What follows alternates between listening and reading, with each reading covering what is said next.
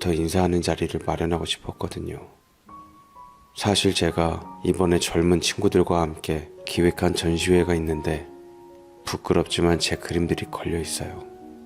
추억에 관련된 것들인데 제 젊은 날의 시절로 초대하고 싶습니다.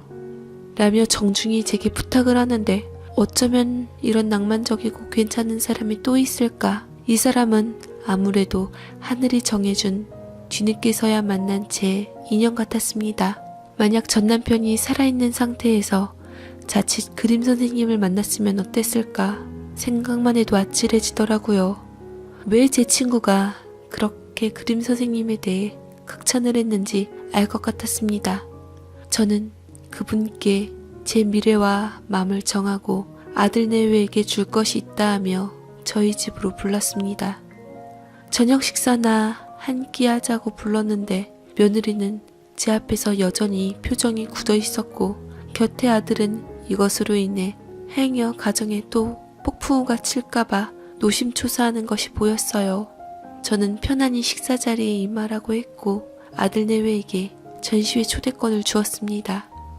너희들이 어떻게 생각할런지 모르겠지만 내가 사실 몇 달 전부터 만나고 있는 좋은 선생님이 계시단다. 좋은 인연이 될까 마음을 굳히고 너희에게 소개하는 자리를 마련할까 싶어 초대하는 거니 너무 애미를 흉보지 말거라.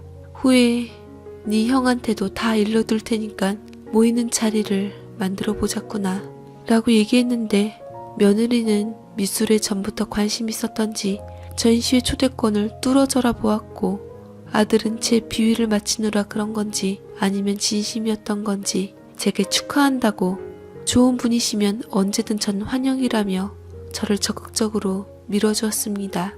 아들의 입장에서는 제가 환해진 얼굴로 며느리를 보는 것만으로도 좋았던 모양이에요.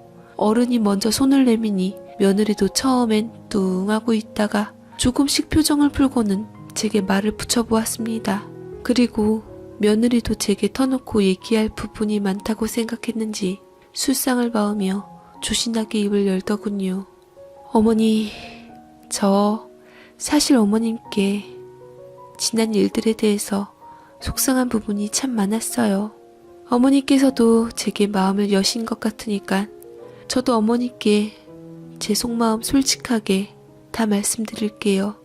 같이 술 한잔 하면서 시어머니와 며느리 같은 고부 사이가 아니라 엄마와 딸처럼 여자 대 여자로 진솔하게 얘기해보는 자리를 가졌으면 해요. 라고 말을 하는데 저는 둘째 며느리의 말이 여느 때보다 반가웠고 처음으로 고맙기까지 했습니다. 며느리와 잔을 주거니 받거니 하면서 홀짝홀짝 술을 마셨는데 이상하게 둘째 며느리랑 마시니 술도 달고 잘 취하지가 않더라고요.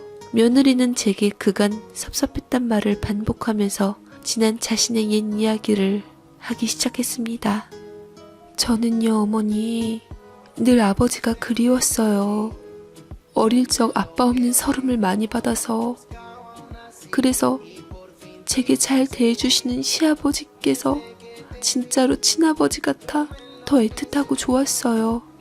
얼굴도 보지 못한 저희 친아버지는 길거리에서 그림을 그려주시는 일을 했다는데 우연찮게 엄마를 그려주게 되면서 만났다고 하더라고요.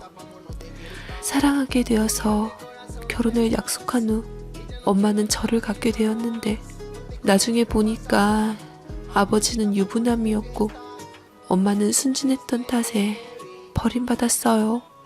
그래도 사랑하는 사람의 아이라고 바보같이 절 혼자 낳고 키우셨고 평생 저만을 바라보고 사시다 이제 인생 찾을만 했더니 돌아가셨네요. 어렸을 적 제가 아빠 문제로 힘들어했을 때 제 편이 돼준 건 오로지 제 엄마밖에 없었어요. 남들 앞에서 절대 울지 말라고 약한 모습 보이면 그것이 약점이 되어서 절 더 힘들게 할 수도 있다며 마음 굳건히 다짐하던 엄마 덕분에 악착같이 이겨내서 버텼는데 그래서 우리 남편처럼 좋은 사람 만나 행복하게 살았는데 말씀드리고 보니 우리 엄마 참 박복한 사람 같아요. 그쵸? 라고 독하다고 생각한 둘째 며느리가 처음으로 제 심정을 고백하며 눈에 눈물이 가득 그렁그렁한 채 한없이 쏟아내었습니다. 처음이었어요. 그 아이의 눈물을 제대로 보았던 것은요.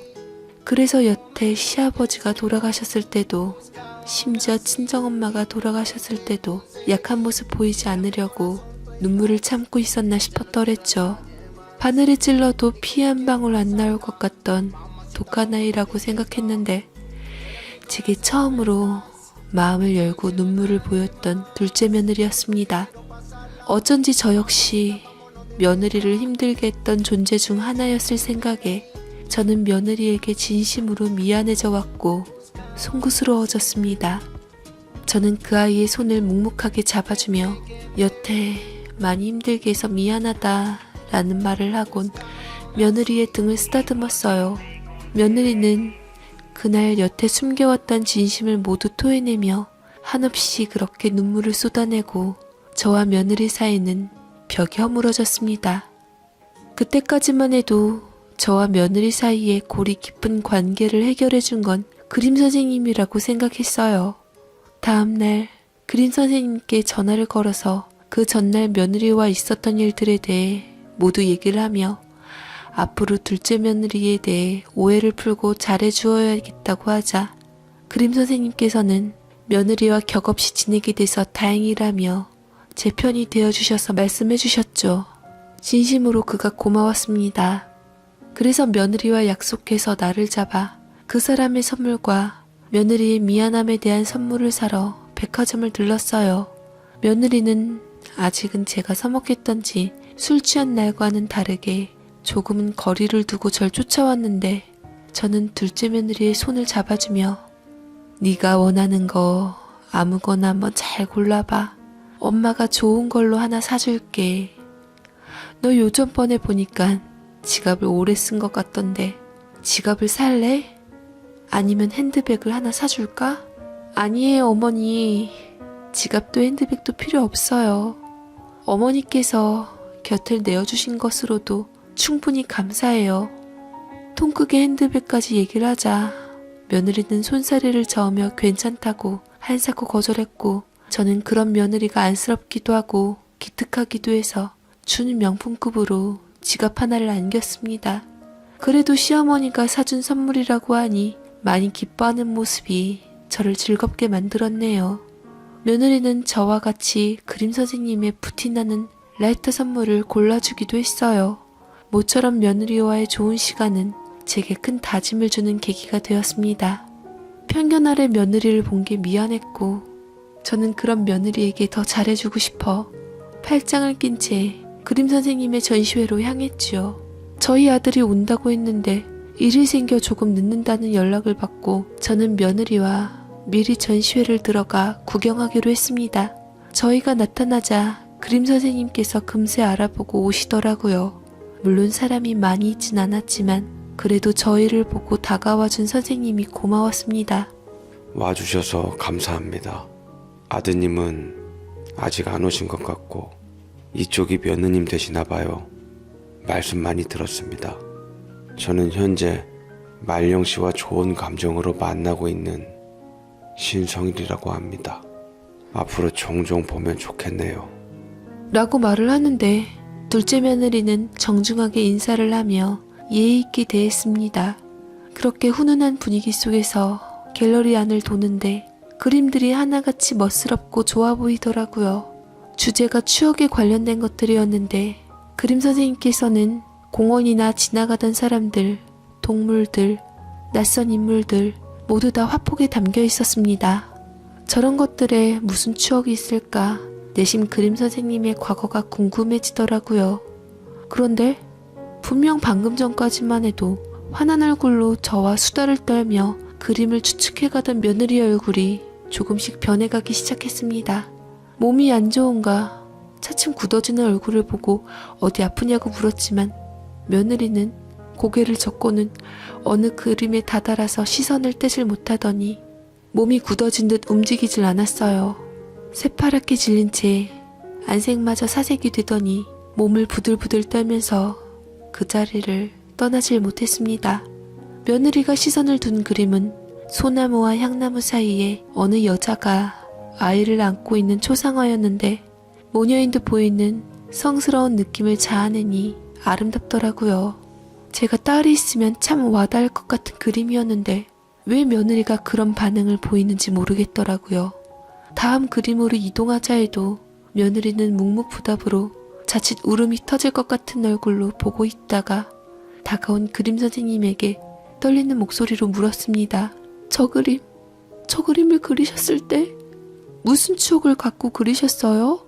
라고 며느리가 그림 선생님께 묻자 그림 선생님은 주춤거리다 긴 한숨을 토해내며 입을 열었습니다. 이 그림은 제가 사랑하는 사람들을 그린 그림이에요. 젊을 적 저는 공원에서 그림 그리는 일을 하고 있었는데 어느 여인을 보고 한눈에 반하고 말았습니다. 그 여인과 사랑에 빠졌고 사이에 딸 아이를 낳게 되었어요. 한 번도 잊지 못한, 잊을 수가 없던 제 추억이 되었네요. 라고 덤덤히 얘기하는데 저는 그림 속의 여인이 사별한 부인이구나 싶다가 문득 기억이 난 게 그림 선생님은 저처럼 아들 둘만 있다고 했었거든요. 근데 딸이라니. 저는 놀란 얼굴로 쳐다보며 되물었습니다. 선생님께서 따님이 있으셨어요?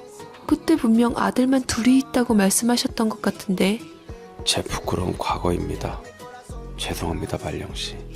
그냥 그러려니 하고 지나쳐 주시면 좋겠습니다.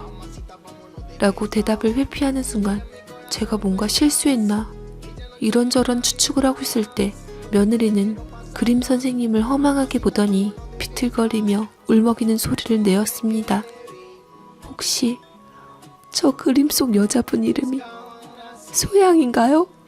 그러자 그림 선생님이 며느리를 빤히 쳐다보더니 당황스럽게 끄덕였습니다. 어떻게 하셨나요? 며느님 분이 추측이 좋으시군요. 혹시나 소나무와 향나무를 보고 여자의 이름을 생각해내신 건가요?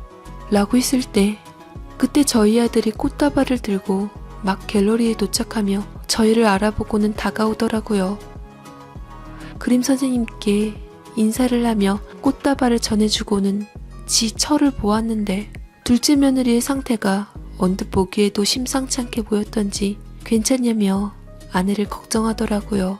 아들을 보며 다리에 힘이 풀린 듯 주르륵 미끄러진 며느리는 녀석에게 안겨 심하게 떨었고 아들은 며느리를 부축하며 다시 일어서려 할 때 순간 아들 녀석은 눈앞에 있는 그림을 보고는 입을 다물지 못했습니다.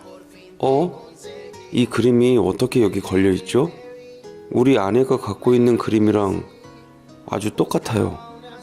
돌아가신 장모님의 유품이라며 얼굴도 모르는 아버지가 장모님께 선물한 그림이라고 했는데 이 그림이 왜 여기에? 그러자 아들 말을 들은 그림 선생님 역시 하얗게 질리며 천천히 되묻더군요. 장모님 성함이 안소자 향자 되십니다.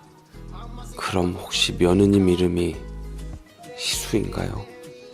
며느리의 이름을 어찌 알았는지 그림 선생님은 며느리의 이름을 정확하게 지목했고 며느리는 결국 아들의 품에서 눈물을 터뜨리고 말았습니다. 아들 역시 입술을 깨물고는 주위 사람들을 의식했던지 덜덜 떨면서 다가오는 그림 선생님을 물리치고는 죄송합니다라는 말과 함께 우는 며느리를 부축한 채 밖으로 나갔어요. 모든 게 어떻게 된 정황인지 어안이 벙벙해진 저는 며느리와 마찬가지로 혼이 나가 보이는 그림 선생님을 흔들었습니다. 아니 어떻게 된 거예요? 왜 며느리가 저렇게 우는 거예요?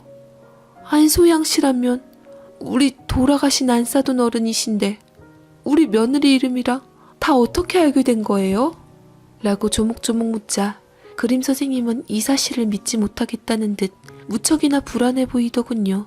그림 선생님은 밖으로 나가 의자에 앉고는 마른 세수를 한 채 깊은 생각에 잠겼습니다. 곁에서 저는 그 일을 보고 있는 수밖에 없었지요. 시간이 어느 정도 흐르자 정리가 되었던지 그림 선생님이 무겁게 입을 열었습니다. 지금부터 제 말씀을 들으시면 말령 씨는 제가 쓰레기 같다고 생각하실지도 몰라요. 그래도 이렇게 된 거 다 말씀드리겠습니다.